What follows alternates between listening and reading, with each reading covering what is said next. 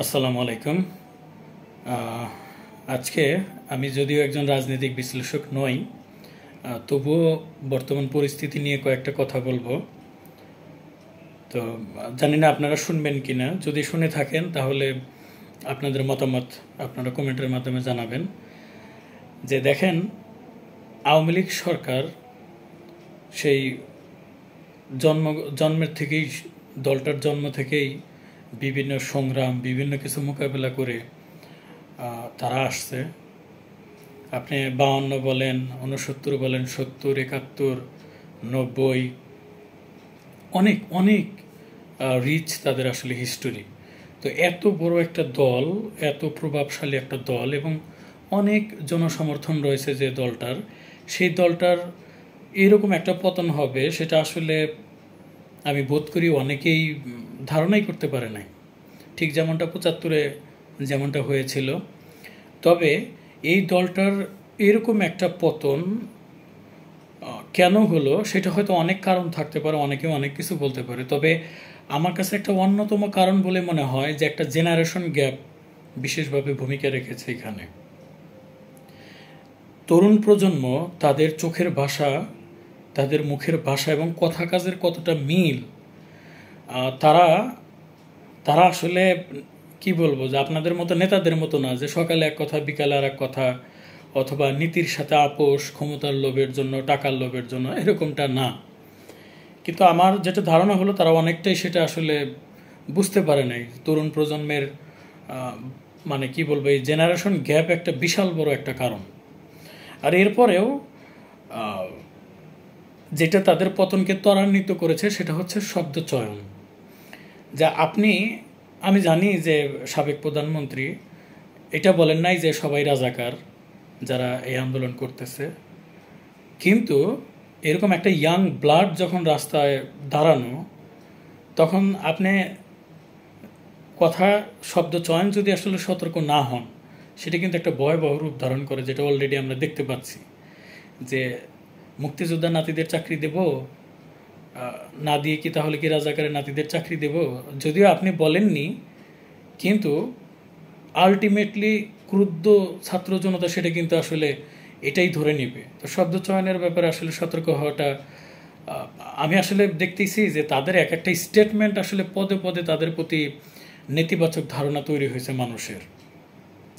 যেমন ওবায়দুল কাদের সাহেব উনি বলেছিলেন যে এই আন্দোলন, মানে কি, যে এই আন্দোলন করার জন্যে তার ছাত্রলীগই যথেষ্ট। তো মানে আশ্চর্য, ছাত্রলীগই যথেষ্ট মানে কি? এবং এই কথা বলার পর দেখলাম যে তারা ছাত্রলীগের কি বলবো, যথারীতি যে ধরনের তাদের কার্যক্রম সেটা চালানো শুরু করলো এবং তাদের অনুগত পুলিশ বাহিনীকে কাজে লাগালো। তো এইটা কি সমাধানের কোনো ওয়ে হইতে পারে যা এক ছাত্রলীগই যথেষ্ট এগুলো দূর করার জন্য? তারপর আরাফাত সাহেব বললেন যে আমরা সক্ষমতার 10%ও ব্যবহার করি নাই। তার মানে কি, আপনি ভয় ভীতি দেখায়, আপনি ত্রাস তৈরি করে আপনি হয়তোবা অন্য অন্য প্রতিপক্ষ রাজনৈতিক দলকে আপনি করতে পারবেন, নিয়ন্ত্রণ করতে পারবেন। কিন্তু এই ইয়াং ব্লাডকে আপনারা আসলে এভাবে নিয়ন্ত্রণ করতে পারবেন না। তো পদে পদে আমরা দেখেছি যে তারা এই তরুণদের, মানে তাদেরকে তাদের মাইন্ড রিড না করতে পেরে উল্টা আরও, মানে কি বললেন, যে যেন তারাও একটা বিএনপি বা তারাও একটা বিপরীত দল, যে হামলা মামলা ভয় বা দুই একটা ফালাই দিলেই বোধহয় সমাধান হয়ে গেল, এরকম একটা মনোভাব তাদের ভিতরে ছিল। তো যেটা কিন্তু আসলে কি, সাধারণ জনতা একটা সময় গুটি কয়েকজন ছাত্র, এরপরে দেখা গেল অনেক ছাত্র, এরপরে শিক্ষকরা, এরপরে শিল্প সাহিত্যিক, শ্রমিক, সবাই কিন্তু মাঠে নেমে গেল। এবং এরকম একটা জনবিপ্লব হইলে কিন্তু কি বলবো, যে আপনার পজিটিভ অনেক কিছু থাকলেও কিন্তু সেগুলো তখন আসলে মানুষ মনে রাখবে না ওই মুহূর্তে। তো যাই হোক, আরও অনেকগুলো কারণ থাকতে পারে। অনেকেই বলবেন যে সীমাহীন দুর্নীতি। তো বাংলাদেশ আসলে দুঃখজনক হলেও সত্য যে বরাবরই দুর্নীতিতে এরকমটাই ছিল, যে কোনো গভর্নমেন্টের সময় এরকমটাই ছিল। তো দুর্নীতি একমাত্র কারণ যে তাদের পতনের জন্য আমি এটা বলবো না, বলবো তাদের কি বলবো, যে যে সবসময় দাম্ভিকতা এবং আরে আরে বাবা, কোটা একটু রিফর্ম করলে এইটা কি বিশাল বড় ক্ষতি হয়ে যায়? তো আপনি তো মুক্তিযোদ্ধাদেরকেও ভাতা দিচ্ছেন, বাড়ি করে দিচ্ছেন, হ্যাঁ, সেখানে যদি একটু যদি রিফর্ম করা যেত, ওরা তো বলে নাই যে কোটা একদম বাদ দিয়ে দিতে হবে, কিন্তু সেখানে যে দাম্ভিকতা বা যে জোর চালানোর যে প্রক্রিয়াটা, সেটা আসলে একদম ব্যাকফায়ার করেছে। তো এখন আসলে কেন পতন হইলো এইটা নিয়ে আসলে আমি কথা বলতে চাই না। আমি মূলত কথা বলতে যেটা চাইছি যে বর্তমান উদ্ভূত পরিস্থিতি নিয়ে। দেখেন, আওয়ামী লীগ সরকার বিদায় নিয়েছে, এর মানে চিরবিদায় নিয়েছে, এটা আমি কখনোই বিশ্বাস করি না। অবশ্যই এত বড় একটা দল এবং অনেক বেশি জনসমর্থন আছে, এমনও লোক আছে যারা জীবন পর্যন্ত বিলাই দিতে পারে দলের জন্য। অবশ্যই তারা কোনো না কোনো সময় কামব্যাক করবে, আমার বিশ্বাস। তবে এই ক্ষেত্রে দেখেন, সাধারণ জনতা যারা নিজের জীবন বাঁচি রেখে, যারা কি বলবো, দেশকে একটা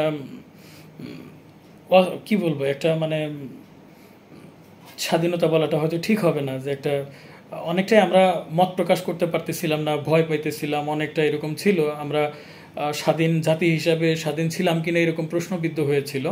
তো যাই হোক, এখন দেখেন, এখন উদ্ভূত পরিস্থিতি যেটা নিয়ে আমি কথা বলবো, যে এই অবস্থায় বিএনপি ছাড়া বড় কোনো দল কি আছে? বিশাল বড় কোনো দল কিন্তু নাই, তাই না? তার মানে বিএনপি, জামাত এরাই কিন্তু ক্ষমতায় আসবে আলটিমেটলি, আমরা ধরে নিতে পারি। তো এই সময়টায় তারা অনেকটাই যেন ক্ষমতার জন্যে হাহাকার লেগে গেছে তাদের ভিতরে। তারাও যেন ইয়াং জেনারেশনের ভাষাটা যেন পড়তে পারতেছে না, আমার যেটা অনেকটাই বোধ হয়। দেখেন, এখন বিএনপি জামাত বা যারা এখন দল গঠন করবে, তাদের প্রথম প্রধান চ্যালেঞ্জ হলো দেশের জনসচেতনতা, দেশেরকে মানে আস্থার জায়গায় নিজেদেরকে দাঁড় করানো। তো আস্থার জায়গায় দাঁড় করাইতে গেলে আপনার নিজের নেতাদের ডাইকে নিয়ে শোডাউন করা কিন্তু আস্থার জায়গা না। আস্থার জায়গা হলো, দেখেন, এই যে বিভিন্ন সংখ্যালঘুদের যে ধর্মীয় উপাসনালয় প্লাস বাড়িতে যে হামলা হচ্ছে, যতটা না হচ্ছে তার চেয়ে বেশি প্রকাশ পাচ্ছে কিন্তু ইন্ডিয়ানরা কিন্তু লেগে পড়েছে এইগুলা প্রকাশ করার ক্ষেত্রে। বুঝতেই পারতেছেন যে কেন লাগছে, এখানের পিছনে অনেকগুলো রিজন আছে। এখন বিএনপির, জামাত বা বর্তমান যারা আসবে বলে আমরা ভাবতেছি, তাদের কাছে সংখ্যালঘুরা নিরাপদ নয়, এই মেসেজটা কারা দিতে চাইবে? স্বাভাবিক, আপনারা বুঝতে পারতেছেন কারা দিতে চাইবে। এবং দুঃখজনক হলেও সত্য যে আমাদের দেশে সংখ্যালঘু সম্প্রদায়রা মনে করে যে এইটা বোধহয় জামাত, বিএনপি বা এই টাইপের যারা, এদেরই বোধহয় কাজ। তো হতে পারে, আমি কোনোটাই বলবো না যে অমুক দল করছে তমুক দল করছে, তবে এখানে কিন্তু অনেক ডাউট থেকে যায়। যে যেমন আমি যদি ধর্মীয় প্রচণ্ড একঘুয়ে স্বভাবের হই, মৌলবাদী টাইপের হই, হয়তো বড় মনে হইলো যে মার, ওকে মার, হ্যাঁ, ওরা কেন এই দেশে থাকবে, এরকম লোক থাকতে পারে, কিন্তু সেটা কিন্তু সংখ্যায় খুবই কম, খুবই কম। যে বা যারা এই পরিস্থিতিতে সংখ্যালঘুদের কি বলবো, যে আস্থার প্রতীক হয়ে দাঁড়াতে পারবে, যারা এই সময় মানুষের জানমালের নিরাপত্তার জন্য দাঁড়াতে পারবে, তারাই কিন্তু আসলে মানে কি বলবো, এই তরুণ সমাজের কিন্তু বলবো যে তারা ভাষাটা বুঝতে পারছে। আপনারা ওই বিশাল বড় সম্মেলন করে নিজের দলের জয় উল্লাস করে মিছিল করে এগুলো কিন্তু জনগণের আস্থার জায়গাটা কিন্তু নিতে পারবেন না। হ্যাঁ, যদি এরকমটাও হতে পারতো যে এলাকা ভিত্তিক, হ্যাঁ, বিএনপি বা বলেন যারা বলেন এখন যারা আছে, তাদের তো বিশাল বড় দল, বিশাল মানে তাদের পক্ষে একটা জনসমর্থন আছে। তো তাদেরকে নিয়ে প্রতিটি পাড়া মহল্লায় যদি তারা কমিটি করে দিত যে কোনো সংখ্যালঘু, কোনো ভিন্ন ধর্মাবলম্বীর কোনো প্রতিষ্ঠানে যেন কোনো আঘাত না লাগে, তারপরে আইন শৃঙ্খলার যেন সার্বিক অবস্থা বজায় থাকে, প্রতিহিংসামূলক যে আচরণ সেটা যদি কঠোরভাবে তারা নিষেধ করে দিত, তাহলে কিন্তু জনগণের আস্থার জায়গাটা কিন্তু তারা ধীরে ধীরে নিতে পারত। এখন কিন্তু তরুণ সমাজ, দেখেন, আপনারা যদি ভাবেন যে যাই হোক আর যাই হোক আওয়ামী লীগ তো নাই, নিশ্চিত আমরাই সরকার গঠন করবো, যাই হোক যে যেখানেই যাই, কিন্তু না, যে জনগণ একটা সুপ্রিম পাওয়ারকে একদম পদদলিত করে দিতে পারে, তারা কিন্তু আপনাদেরকেও পদদলিত করতে পারে, এবং অসম্ভব মনে হলেও কিন্তু সত্য হয়ে যেতে পারে। তাই আমি বলবো যে বিএনপি সহ জামাত বা আরও অন্যান্য যে দলগুলো এখন আছেন, যাদের আমরা অনেক প্রত্যাশা করতেছি যে আপনারা একদল পারেনি, আপনারা পারবেন, সেই আস্থার জায়গাটা আপনারা দাঁড়ান। আর একটা বিষয় আমার একটু অবাক লেগেছে, যে এখন অস্থিতিশীল, এখন কোনো সরকার নাই, পুলিশরাও তাদের নিরাপত্তা নিয়ে শঙ্কিত। সেগুলো আপনারা জানেন কেন সেটা হতে যাচ্ছে, কেন পুলিশ ভয় পেয়ে থানা ছেড়ে পালিয়ে বেড়াচ্ছে। অনেক কথা বলা যায় এগুলো নিয়ে।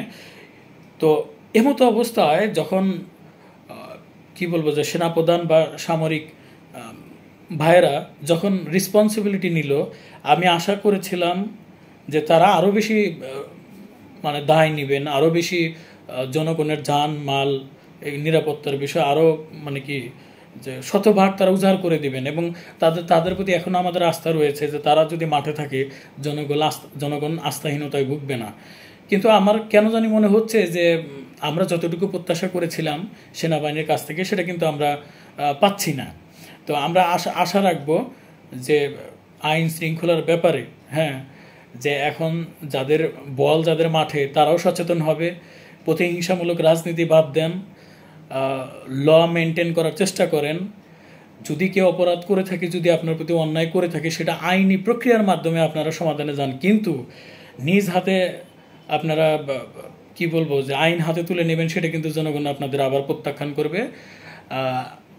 তো জনগণের আস্থার প্রতীক হওয়ার চেষ্টা করেন। এবং আমি ছাত্র সমাজ, ইয়াং জেনারেশনকে বলবো যে তোমরা যেভাবে আস্থার প্রতীক হয়েছে, আলহামদুলিল্লাহ, তোমাদের প্রতি হাজার হাজার দোয়া। তোমরা রাস্তার ট্রাফিক নিয়ন্ত্রণ করতেছো, তোমরা পরিষ্কার করতেছো, তোমাদের প্রতি সত্যি আমরা কৃতজ্ঞ এবং তোমাদের প্রতি অনেক দোয়া থাকবে। সেই সাথে তোমরাও একটা কাজ করো যে তোমরা একটা প্রত্যেকে কমিটি গঠন করো, বৈষম্যবৃদ্ধি ছাত্র যে আন্দোলন করতেছে সেই কমিটিও দায়িত্বটা নিতে পারে যে কোনো সংখ্যালঘু সম্প্রদায়ের প্রতি যেন হামলা না হয়, সেটা কঠোরভাবে নিয়ন্ত্রণ করো। আলহামদুলিল্লাহ, বিভিন্ন মাদ্রাসার ছাত্র এবং আলেমরা কিন্তু রাত জেগে পহরা দিচ্ছে, সেটা খুব ভালো লাগছে। যদিও এই জিনিসগুলা কিন্তু ভারতীয় মিডিয়া সহ যারা উস্কানিমূলক করে তারা কিন্তু এইগুলা খুব একটা প্রচার করে না। তারা শুধু যেমন মাশরাফির বাড়ি ভাঙছে, সেটা লিটন দাসের বাড়ি ভাঙছে বলে তারা প্রচার করতেছে। আপনারা বুঝতেই পারতেছেন যে আমরা যেহেতু ইন্ডিয়ার একটা আধিপত্যকে আমরা অপছন্দ করি, তো যে কারণে ইন্ডিয়াও চায় যে আমরা যারা অপছন্দ করি আমরা যেন না কথা বলতে পারি, তাদের পছন্দ মতো সরকার বা তাদের পছন্দ মতো কিছু একটা যেন এই দেশে থাকে, তারা কিন্তু এটা চাইবে। তো সেই ক্ষেত্রে তারাও অনেক ভুয়া নিউজ কিন্তু করতেছে, এবং আমাদের দেশের সংখ্যালঘুরা সেটা কিন্তু মানে 100% বিশ্বাস করতেছে। বিশ্বাস করার কথা, যখন আপনি ভয়ে থাকেন, আস্থাহীনতায় থাকেন, তখন আসলে যে কোনো কিছু কিন্তু কোনো নিউজ শুনলে বা মনে করলে ভয় লাগে, ভয় আরও বেড়ে যায়। ভয় এবং সাহস এটা কিন্তু আসলে কি সংক্রামক। একবার ভয় পাওয়া শুরু হলে ভয় শুধু পাওয়াই মানে মানুষ শুধু ভয়ই পায়, একবার সাহস তৈরি হয়ে গেলে জীবন পর্যন্ত বিলিয়ে দিতে পারে। যাই হোক, আমরা এই ছাত্রদেরকে আরও আহ্বান করব যে তোমরা এই ধর্মীয় সম্প্রদায়ের, বিভিন্ন সংখ্যালঘু সম্প্রদায়ের এদের বিষয়ে আরও একটু কেয়ারফুল হও। তোমরা অনেক কেয়ারফুল, তোমাদের মানে যদিও তোমাদের এগুলো দায়িত্ব না, কিন্তু দুঃখের বিষয় তোমাদের কাছেই আমরা এখন প্রত্যাশা করি। আর একটা বিষয় মানে আলেম গণদের বলবো, আপনাদের ভূমিকা প্রশংসনীয়, এবং একই সাথে আপনাদের বলবো যে আপনারা আরও বেশি আস্থার জায়গাটা দেখেন। এখন যে সময়টা যে রাজনৈতিক যে ভ্যাকুয়াম তৈরি হয়েছে, এখন কিন্তু ইমাম আলেমদের কিন্তু একদম মানে খুবই ভালো একটা সময় নিজেদেরকে সামনের কাতারে দাঁড় করা, মানুষের আস্থার জায়গাটা নেওয়া, এবং আপনারা কতটা ভালো চান সেটা প্রমাণ দেখানোর জায়গাটা।